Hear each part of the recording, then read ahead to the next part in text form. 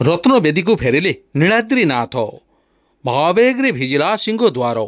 ନବଦିନାତ୍ମକ ଯାତ୍ରା ଶେଷ କରି ନୀଳକନ୍ଦରକୁ ବାହୁଡ଼ିଛନ୍ତି ନୀଳାଦ୍ରିନାଥ। ଏହା ସହ ଆଜିଠୁ ଉପଲବ୍ଧ ହୋଇଛି ନୀଳାଚଳ ଅବଢ଼ା। ଏହି ଅବଢ଼ା ପାଇବାକୁ ଭକ୍ତଙ୍କ ମଧ୍ୟରେ ବେଶ୍ ଉତ୍ସାହ ଦେଖିବାକୁ ମିଳିଛି। ଭକ୍ତମାନେ କିପରି ସୁବିଧାରେ ଏହି ଅବଢ଼ା ପାଇବେ ସେଥିପାଇଁ ପ୍ରଶାସନ ପକ୍ଷରୁ ବିଶେଷ ବ୍ୟବସ୍ଥା କରାଯାଇଛି।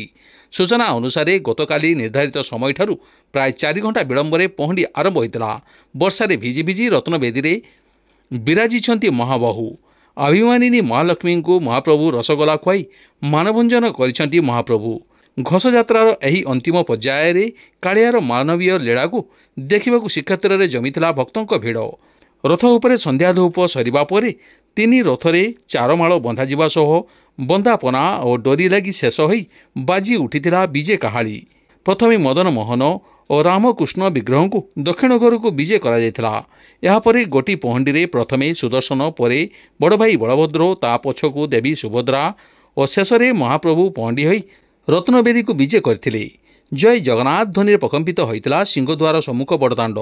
ପହଣ୍ଡି ବିଜେ ପୂର୍ବରୁ ରତ୍ନସିଂହାସନ ତ୍ରିମୁଣ୍ଡିରେ ଚାନ୍ଦୁଆ ବନ୍ଧାଯାଇଥିଲା। ଠାକୁରମାନେ ପହଣ୍ଡିରେ ଆସିବା ସମୟରେ ମନ୍ଦିର ମଧ୍ୟରେ ଥିବା ଶୁଆ ସାରି ଦେଉଳରେ ପ୍ରସାଦ ଲାଗି ଘଷା ବିଡ଼ିଆ ମଣୋହି ଓ ବନ୍ଦାପନା ନୀତି ହୋଇଥିଲା। ମହାପ୍ରଭୁଙ୍କ ଆଶୀର୍ବାଦରେ ନୀତିକାନ୍ତି ଶୃଙ୍ଖଳିତ ଭାବେ ସମାପନ କରିଥିବାରୁ ସମସ୍ତ ସେବକ ବନ୍ଧୁଗଣଙ୍କୁ ଆନ୍ତରିକ ଧନ୍ୟବାଦ ଜ୍ଞାପନ କରିଛନ୍ତି ଶ୍ରୀମନ୍ଦିର ମୁଖ୍ୟ ପ୍ରଶାସକ ଡକ୍ଟର ଅରବିନ୍ଦ ପାଢ଼ୀ।